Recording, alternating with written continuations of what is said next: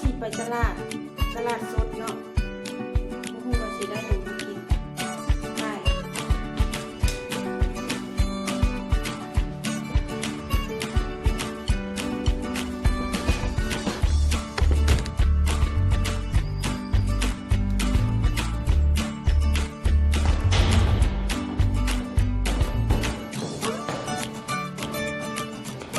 เม่นมีสั้นสองเนาะแต่ยูนี่เขาเอื้อนว่าอันนั้นเป็นสั้นหนึ่งหรือที่เป็นสั้นได้ดีแต่เขาอายุสั้นสอง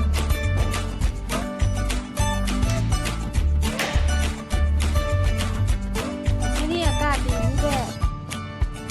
อากาศดีเขาจะเป็นรถรางอยู่ข้างหลังข้างหน้าก็เลย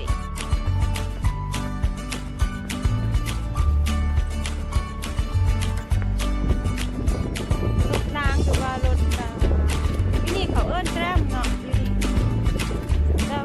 บ้านเฮามันบ่มีเฮาก็เอิ้นรถรางนั่นแหละเนาะ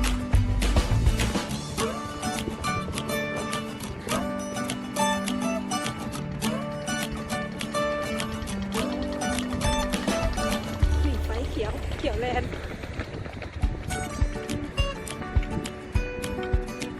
นี่อะไรแกล้มมันก็มา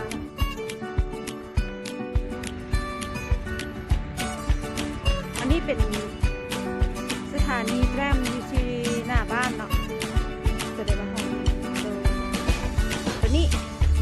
ห้องนี้เป็นห้องอพาร์ตเมนต์นะเดี๋ยวแกล้มมา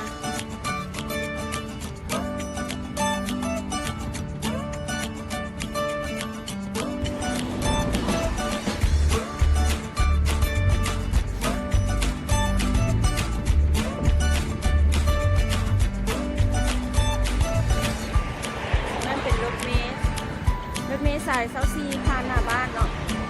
ถ้าเป็นแกล้มก็แกล้มเบอร์6ผ่านหน้าบ้าน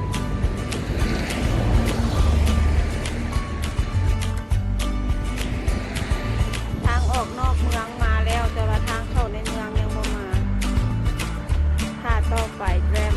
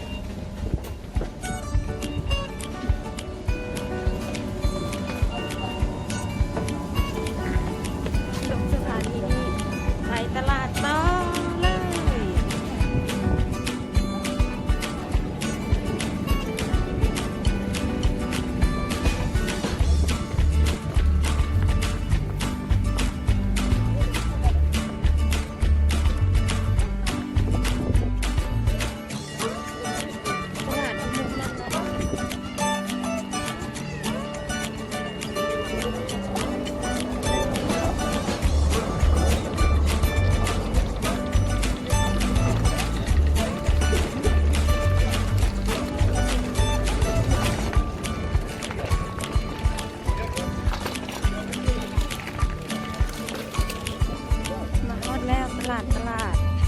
นี่เป็นตลาดสดเนาะเป็นตลาดสดต้องไปซอยอะไรเขาจะต้องไปซอยนี่ก่อนเนาะไปเส้นนี้ก่อนเส้นนี้ก่อนอันนี้มันเป็นตลาดสดคนทานดอกไม้ทิวรี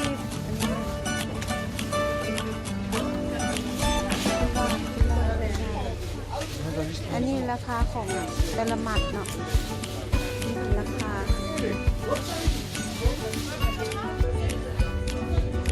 อันนี้มันเป็นห้างขายเกือบเรือมันโมเมนต์แบบมินิห่อเนาะมันโมเมนต์แบบมินิห่อแบบเขาขายน้ำตลาดนัดอย่างประมาณนี้แหละ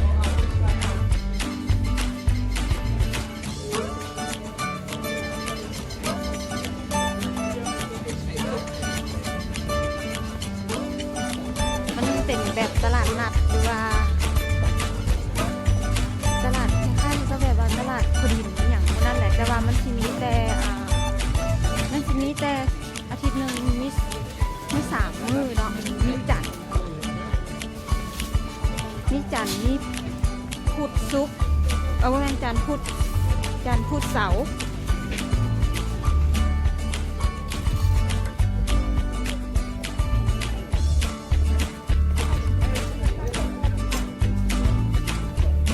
เป็นโซนเสื้อผ้าโซนเสื้อผ้าค่ายตลาดคนดินบ้านเขาเลย แต่ว่าเดี๋ยวเจ้าหน่อยเข้าไปโซนพักเนาะเจ้าหน่อยเข้าไปโซนพักห้างขายเพตลาดในพวกคนแขกคนแหละ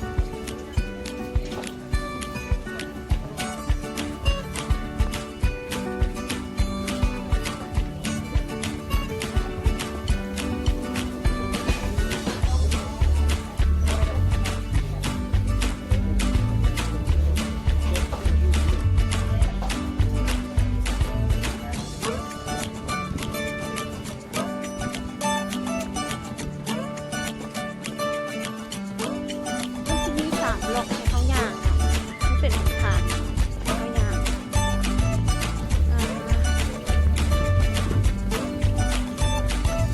ห้างกระเป๋าแบบที่ว่าพวกนี้มีห่อแล้วแบบก๊อปนะอันนี้แบบก๊อปแบบอันละพวกนี้มีห่ออันละแต่ว่ามันก็มีแบบงามๆหลายนี่ก็เป็นห้างโม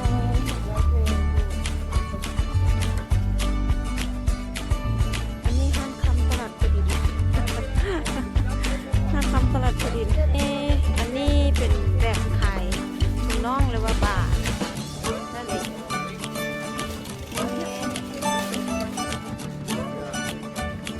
แบบถุงเท้าอย่างนั้นแหละน่าอยากได้ส้มอยากใส่ส้มแบบที่แต่ว่าตัวเองขาสั้น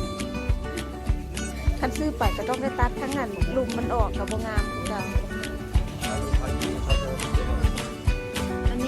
แบบขายโอลิฟดองชิ้นนี้แบบหลายรสชาติหลายแบบเลยนี่เป็นหมากโอลิฟดองเขาฮอดโซนผักเลยนะนี่มะม่วงฮอดโซนผักแล้ว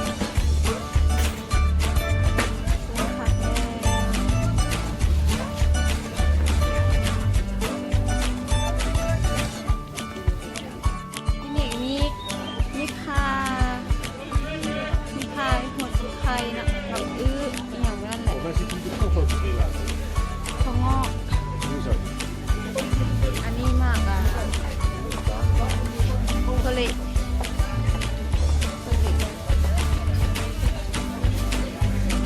อันนี้ถ้วย1 ยูโรเนาะอันนี้1 ยูโร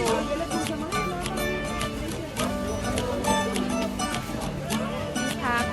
มีหนังหงบอบมีหอมลาบ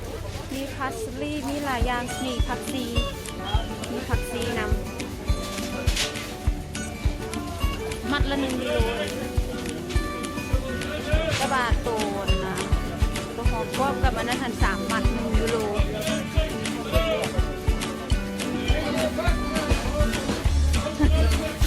ชีสอันนี้จะเป็นเขาจะขายเป็น3 ละ1 ยูโรเนาะ3 ละ 1 ยูโรทุกอย่างในหัน3 ละ 1 ยูโรมันเป็นมีผักเพชรเป็น1 ยูโรเนาะทุกอย่างอยู่ในนี่ค่ะอยู่ในชามจะเป็น1 ยูโรถ้าอยู่ในถ้วยตัวนี้นี่จะเป็น1 ยูโรถ้วยละ1 ยูโร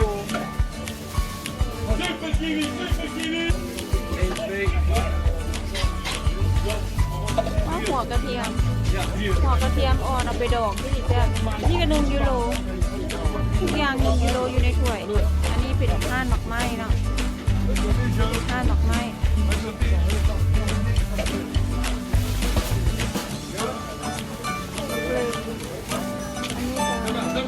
1 ยูโรตกกับ1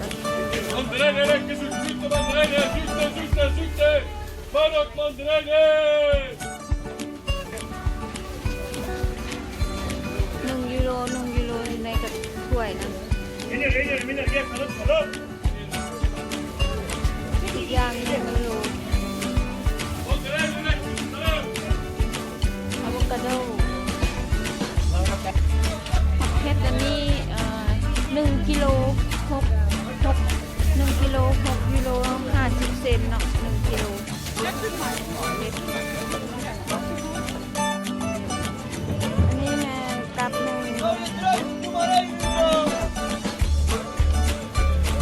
2.50 กว่าอันนี้ขีดละ1 ยูโรต่อแมน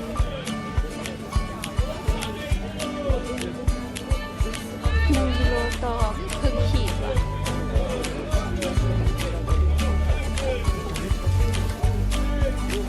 นี่แบบนัด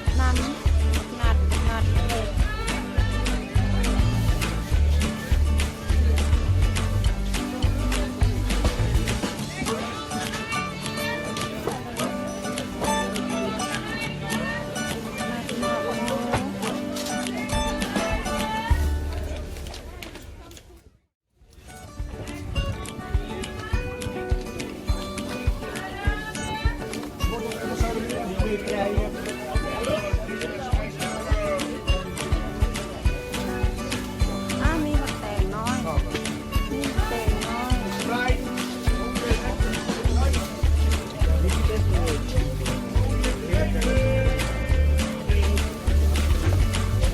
เสียงมันจะเป็นยุ่งเลยที่แหละมันเป็นตลาดนัด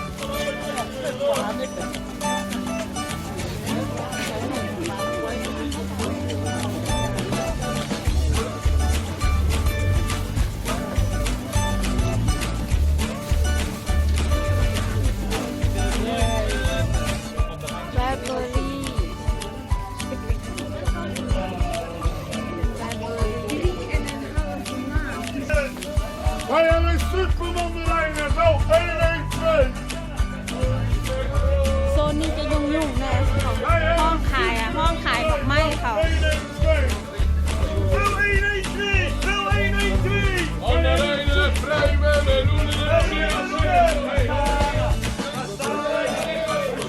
ห้องขายแทนกันจะมาซุดอยู่นี่เนาะแต่ว่าวันนี้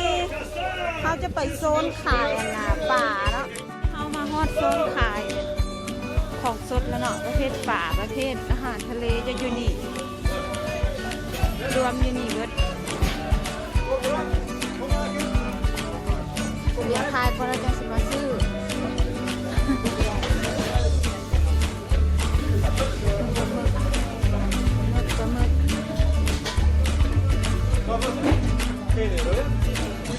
มันมีปลานิลน้ำได้โอ้มีไข่ป่านะมันมีสีซื้อไข่ป่าเป็นมุก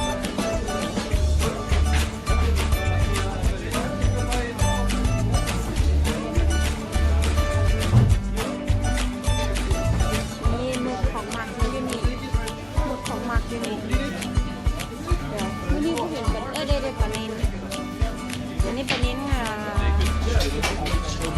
7 ยูโร7 ยูโร50ต่อกิโลอันนี้นะ7 กิโล50แซลมอน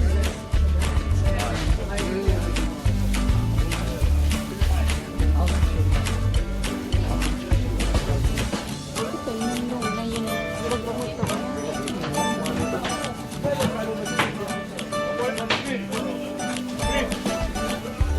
Mooi vers, hè?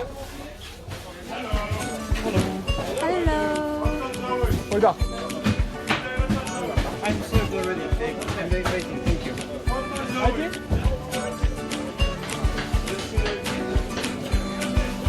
บุ้งปูนี่ก็มีแต่กล้ามเนาะ Goedemorgen.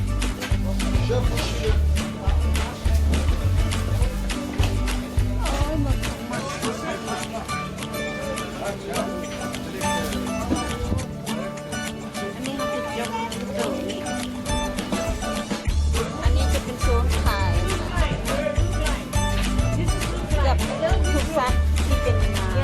ย่างกับโบเมนซัดน้ำเนาะมีอันนั้นน้ำมีกระเพาะงัวแล้วก็โอ้อยู่ไหนนี่แมนเบิร์ดกระเพาะงัวคูขนานะกระตีนงัวแล้วก็ตีนไก่งัวยังบุ อันนี้เป็นกระต่ายอยู่นี่เขาสิเอิ้น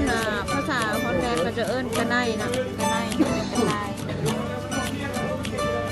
นี่เป็นไก่งวงไก่มีมีไตมีตับคอไก่มีลิ้นอันนั้นมันเป็นลิ้นอย่างลิ้นหมูลิ้นอย่างหมูมีปอดมีอย่างมีตับอย่างหมูโซนนี้เขาสิขายอยู่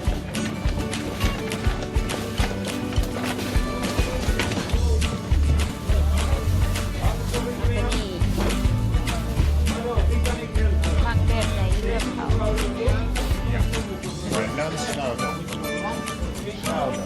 ักแบบไหนเลือกเขาคืออยู่ซูเปอร์มาร์เก็ตทุกตอนให้กินเลยเนาะไปอยู่นี่ตามมักเลยมักซ้ำใหญ่เอาเลยอ้วนแซ่บมักซ้ำใหญ่เอาเลย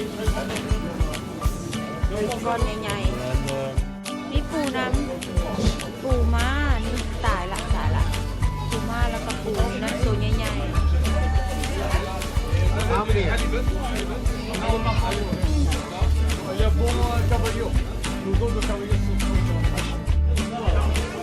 อดเลยตลาดตัวน้ำพุนี่เป็นโซนขายอาหารสดประเภทป่าประเภทอาหารสัตว์น้ำที่อยู่ในมุมแล้วแต่ไม่หนาวไปไม่หนาว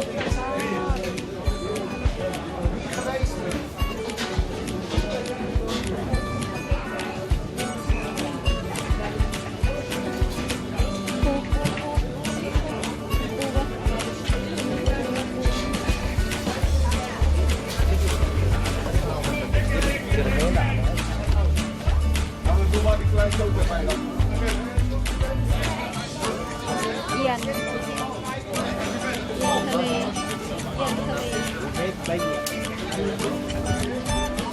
อ่ะเขาซื้อแล้วแบบนี้นะเขาซื้อแล้วไข่ป่าเนาะเห็นไข่ป่าไหมที่ซื้อไข่ป่าซื้อไข่ป่ากัน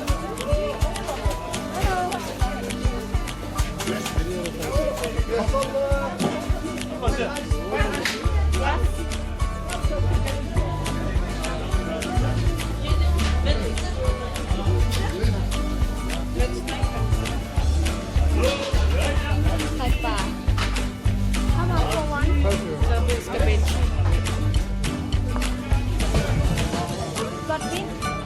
Take 2 for 9. ฮะ Take 2 for 9. อ๋อ Yes?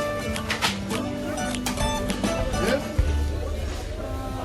850. only one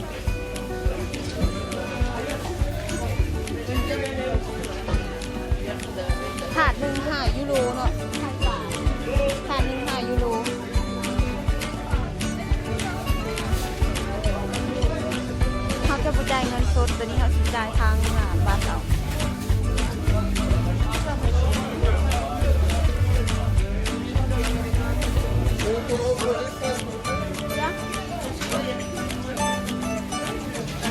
รื่องปิ้นอยู่เบื้องนั้นต้องหัวใจเบื้องนั้น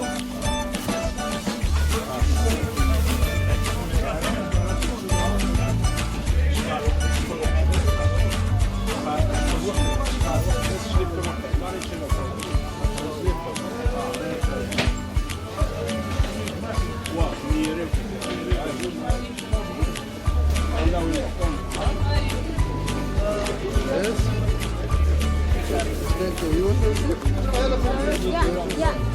thank you. เดี๋ยวเขาไปเบิ่งป่าโตนะนักแคทฝากซื้อปลาตัวนี้เดี๋ยวต้องเอาชื่อปลาให้เจ้าเบิ่งก่อนแล้วละซื้อเครื่องแล้วละเมื่อยซื้อเครื่องแล้วละกราฟวันนี้นะกราฟที่นี่ก็จะขายแบบใบบอนนะแต่ว่าไม่ใบอนมู่บอนกราฟแบบเขาตัดขิวนี่เขาตัดขิว